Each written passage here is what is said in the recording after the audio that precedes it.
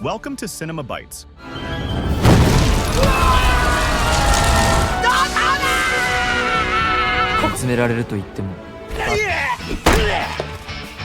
Your go-to for movie recaps in a flash. Big twists, epic moments, all in just minutes. We'll recap the story of the 2017 movie, Saiki Kusuo. 16 years ago, a couple who had been trying to get pregnant finally managed to have their first child and named him Saiki Kusuo. Although his parents were completely normal, the pink-haired boy was born with super abilities. He learned to talk at just 10 days old and could levitate at 1 month. Even though they found it very strange, the couple believed it was some kind of blessing and decided not to take him to a laboratory, choosing instead to raise him themselves. Because of this, Saiki had a fairly comfortable childhood, but now that he's a teenager, his powers have become a curse. Even though he's nearly omnipotent, the boy can't use his powers to win money at casinos since he'd definitely get arrested for cheating. Plus, his ability to read minds doesn't make it any easier to win over girls, since they aren't always thinking about romantic things, which can ruin the mood. It turns out that with such crazy powers, Saiki can do almost anything, and life ends up getting extremely easy.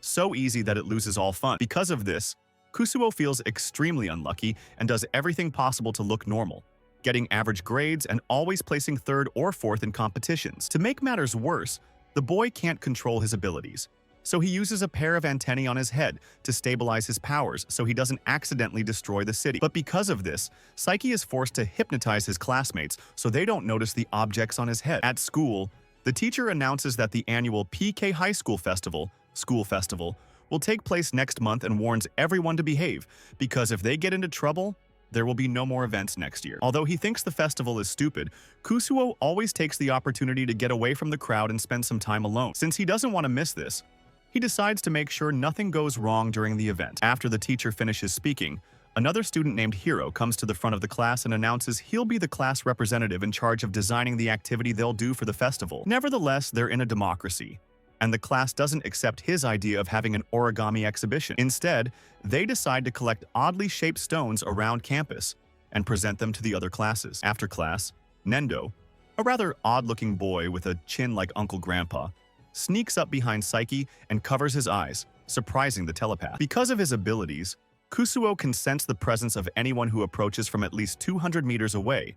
But because Nendo's mind is completely blank, Saiki never detects him and always gets caught off guard. As soon as Saiki notices him, the Asian Crimson Chin invites him to go rock hunting together. Kusuo tries to refuse but is interrupted by Shun, a completely delusional boy who believes a secret society called Dark Reunion is trying to destroy the world. Afraid someone might be listening in, the weirdo drags the two of them to the roof and reveals that he found a letter from the organization in his closet, promising they'll attack during the festival. Even though he doesn't know about Kusuo's powers, Shun asks for help dealing with the New World Order, and Saiki pretends to accept, even though he's sure none of it is real. 1 week before the PK festival, Kusuo is sitting at his desk when he overhears a conversation in a girls' circle where an overly popular girl named Kokomi Teruhashi is encouraged by her friends to enter the Miss PK contest, which will pick the prettiest girl in the school. Despite being extremely vain, Teruhashi pretends she has no chance and recommends another friend participate. Meanwhile, in her mind, Saiki can see she doesn't want to join because she thinks she'd win easily. Listening to everything going through her mind, Kusuo says he's not attracted to Kokomi, but she seems interested in him since he ignored her when they met on vacation. On that day, Teruhashi greeted Saiki in the park, thinking he'd spend all summer thinking about her. But since he only gave a casual greeting and didn't sigh over her, the girl was completely outraged. Thinking he couldn't respond properly because he was stunned by her beauty, she decides to greet him again. But this time, Kusuo decides to ignore her, leaving her even more upset. Finding it impossible for someone not to be interested in her, Kokomi assumes Saiki thought he was hallucinating and decides to talk to him one more time, this time touching him to make sure she isn't a mirage. But when she tries, Kusuo sidesteps her and continues on his way as usual, getting out of sight and teleporting away from her. Shortly after, once she notices he's disappeared, Teruhashi thinks it was all a hallucination and takes this as a sign that she's in love with him, becoming obsessed and trying to get close in all sorts of ways, but is always rejected. On the day of the festival, Saiki is having breakfast with his parents when a cup suddenly breaks, which makes his mother think it's some kind of bad omen. But since he is not believing in such things, Kusuo decides to just ignore it and walk to the festival calmly, planning to use his powers to avoid any incidents before the event begins. The whole gang gathers one last time and shows off the various stones they found, But the one that stands out the most is Aaron Kuboyasu's, which has a reddish hue. Upon seeing the object, Kusuo remembers that Aaron is a former delinquent who recently transferred to PK High School to change his life. But despite trying to hide his criminal past, he acts like a madman whenever he can. Imagining that the ink is actually blood, Saiki goes back to the corridor, where he continues to be pursued by Teruhashi, who plans to create several coincidences for them to be alone, without realizing that the boy can read her mind and already knows everything she's up to. Excited about her plans, Kokomi decides to talk to Saiki, but just as she tries to call him, a group of crazed people show up and introduce themselves as members of Teruhashi's fan club, begging her to participate in the Miss PK contest. Taking advantage of her distraction, Kusuo decides to teleport outside and ends up at the magic show of Uryoku, a student from another class. Seeing that the boy is using his own mother as an assistant, Saiki feels that something could go wrong and decides to stay there to help if needed. When the show begins, the magician explains that he'll be tied up and placed in a box with chains, having 3 minutes to get out before his assistant starts sticking blades through the holes. Hearing about the illusion, Saiki thinks there's a great chance this will go wrong and teleports into the box to get the magician out. But Uryoku has already managed to perform the trick and is no longer inside. Since he has to wait 10 minutes between each teleport, Kusuo just watches as the illusionist's mother pierces the box with her blades, forcing him to squirm to avoid being hit. After 3 minutes have passed, Saiki breathes a sigh of relief that he managed to dodge the swords when Uryoku's mother announces that they'll use a crane to drop the box from a height of 30 meters. When the cable breaks, the audience watches, expecting the boy to turn into mashed potatoes. But at the last second before the box hits the ground, Saiki manages to avoid damage by jumping at the moment of impact, completely ignoring inertia. As if all this madness wasn't enough, Uryoku's mother throws a gallon of fuel into the box and decides to set it on fire, forcing Kusuo to freeze the object from the inside, stopping the flames from spreading. Completely insane, the old woman says that they'll now smash the box with a steamroller, but just as the machine is about to hit him, Saiki realizes that the 10 minutes have passed and he can teleport away now. Just then, the magician reappears on top of the stage, drawing the crowd's attention, while Saiki pops up across the courtyard, thinking about how close he came to being crushed. Meanwhile, on the other side of the school, Teruhashi gives in to her fan club's request and decides to participate in the beauty contest, but as a judge, which leaves all the boys pretty disappointed. Frustrated, Shun turns away from the crowd and starts walking toward the back of the school when one of the Dark Reunion members appears and starts talking to him, leading him to the group's meeting place. There, the boy meets the other members and is introduced to Moonlight Butterfly, the leader of the group, who claims that Shun is a former member of Dark Reunion. At this point, the boy reveals that he was once one of the most respected warriors of the squad, but deserted when he learned their true plans, stole the Stone of Destruction, and has been pursued ever since. Because of this, he was forced to use a forbidden spell to become a spirit and infiltrate Shun's body. Still, the cult leader says he can forgive him and offers Shun a chance to return to the group. But since the boy refuses, Moonlight Butterfly sees no other option but to use his powerful laser pen against the former member. At this point, the leader of Dark Reunion reveals that there are 7 sacred spheres on campus that are capable of destroying the group, and that they've come to the school precisely to destroy these objects, making Shun promise to find them and eliminate the sect before they hurt anyone else. Meanwhile, Hiro is inviting people to the school marathon when Nendo appears behind him, saying that he also wants to participate in the race, which will give the winner the right to watch Kokomi for 10 minutes. Worried that someone will get hurt, Kusuo follows the marathon runners, who are safe for a while, but refusing to lose to Nendo, Hiro starts running wildly, crossing the sign and almost getting hit by cars. Despite seeming lazy, Nendo is extremely fast and can catch up with the red-haired Rock Lee with ease, managing to keep up with him while eating a can of corn stew. Refusing to lose, Hiro keeps running wildly through the streets, forcing Kusuo to use his psychokinesis to alter the traffic lights and make the cars levitate over his friend. Still, Nendo catches up with him and says he took a break to buy another drink,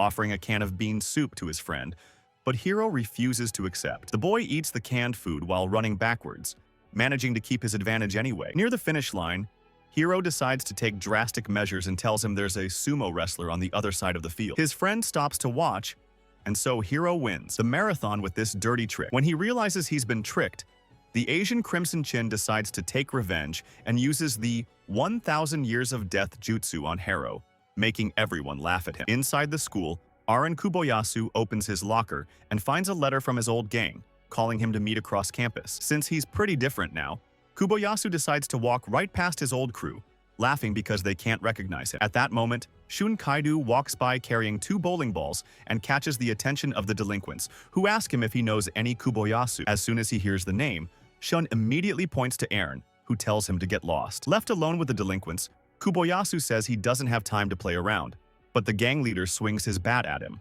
only to awaken the wild instincts of the former delinquent, who starts beating them up with his bare hands. Meanwhile, Saiki Kusuo is still worried about potential incidents at the festival, but since Kokomi Teruhashi manages to find him and won't let go of him, he's forced to give in and accepts her invitation to the haunted house, where she plans to stick to him. As the two pass by Koro-sensei's room, Nendo approaches and offers to tag along, ruining Kokomi's plans to be alone with the protagonist. Inside, Teruhashi pretends to be super scared while Kusuo stays calm.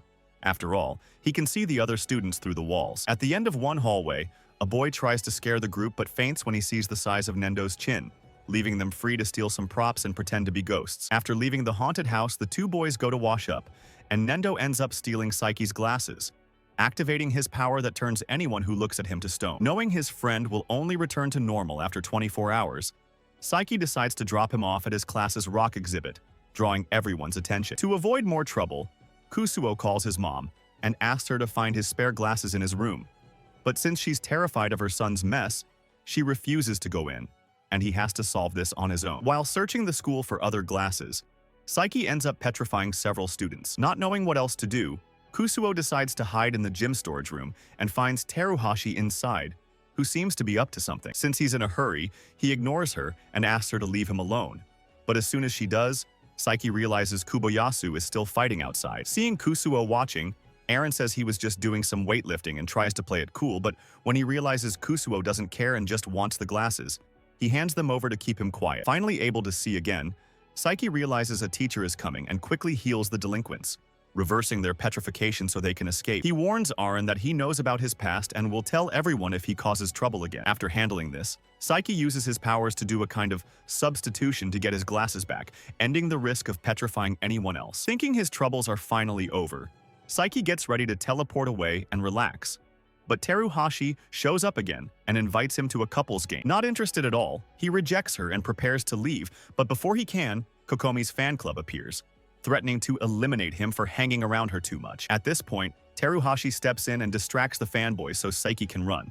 But they don't give up and chase the two, cornering them in the gym storage room and gluing the lock shut. Once inside, Kusuo starts reading Kokomi's thoughts and discovers this was her plan all along. In fact, Teruhashi set up the marathon, the dark reunion, and Kuboyasu's challenge, all just to keep Saiki away from his friends. Finally, she forced her fan club to chase them and lock them up with superglue so they could be alone without anyone interfering. While Saiki tries to think of a way out without exposing his powers, Shun manages to gather 7 bowling balls and takes them to the Dark Reunion's hideout, which is really just a bunch of Kokomi fans in disguise. As soon as he arrives, the group leader begs him not to use the sacred spheres or they'll be destroyed. But that's exactly what Shun plans to do. After setting the balls in place, he starts a ritual and the cult members run away in all directions, leaving Shun alone, thinking he's finally defeated the organization. Outside, the delinquents return with the rest of the gang and start threatening Kuboyasu, who can't see them and doesn't know what's happening. From the gym, Saiki notices the group and tries to figure out how to prevent disaster. But since he's stuck inside and can't get out without Teruhashi getting suspicious, he decides to rewind time for the whole group, making them disappear in front of everyone. After using so much energy to save Kuboyasu, Saiki is completely exhausted and collapses.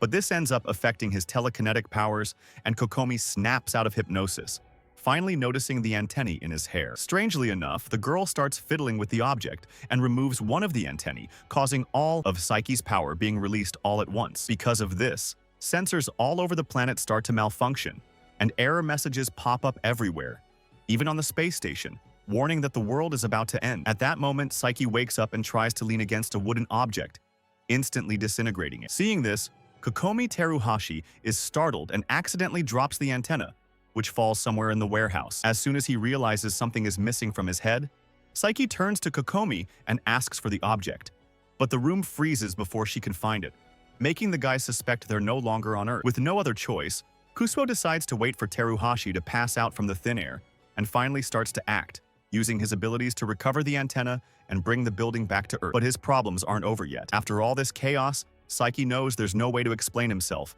so he decides to use the rest of his power to rewind time by a whole day, forcing himself to relive the festival and keep everyone safe, while dealing with Kokomi's advances and making sure he does everything right this time. So, this is the end of the movie. If you enjoyed the video, please like and subscribe for more movie recaps. See you next time.